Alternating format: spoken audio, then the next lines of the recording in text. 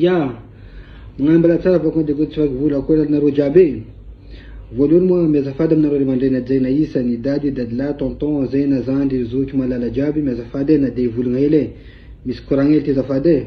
Volun mo deja zai mezafada mno monsieur le maire Zobudzara vo konde kutsi vulu. Na dia itano zai tsingi tandala bitam tam rajab nazono faze malailu. Malailu zai malailu. Fane fakusa zama tuki azam infa fa itanora mandali tumtsik Madagaskara.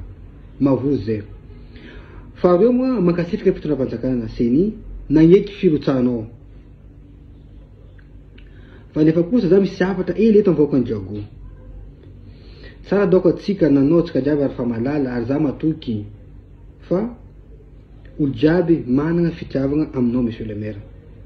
Satria na vita no arnangana no.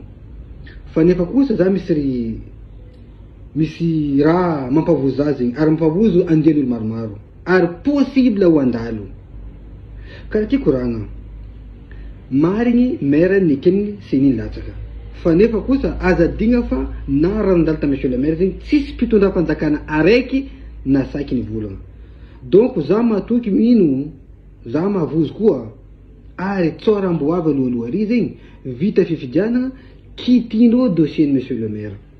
Rafa kitindo dossier monsieur le maire zay afudindo riz. Raotra zay vita le fifidiana tsy manangana PDS lo le PDS nzay mitola tanana zay maire tsika amzay afudindo en prison. Donc ra solution itatsika eto zay namnaka aritany besi maro mety tsy matsafa maro koa ny mahatsafa mety tsy masaky vola possible. Ra itako zay aleo tsika amza indépendant afa. Zama toki minu fa tsisy ulu ary tsy wisy ulu na vitany monsieur le maire Zobudzara fa zay mitsinjo anao monsieur le maire mavu zay tsoha raha zay mbo andalo tsoha raha matsiko nambarantsika zay tsoha zay raha matsiko tsoha vita fifidiana anao fodindori PDS mitandra tanana zay amizay mavuzy monsieur le maire. Zama toki minu ary tsara fa konjago mayana rao nambarako fa monsieur Isa bola réglage izy miasa miaraka amin'ny Zobudzara. Donc tsy diso anjara izy koa anao nifidy indépendant hafa fa Zobudzara agnaty fony madio fa zay mavoty tsao zegny raha ho avy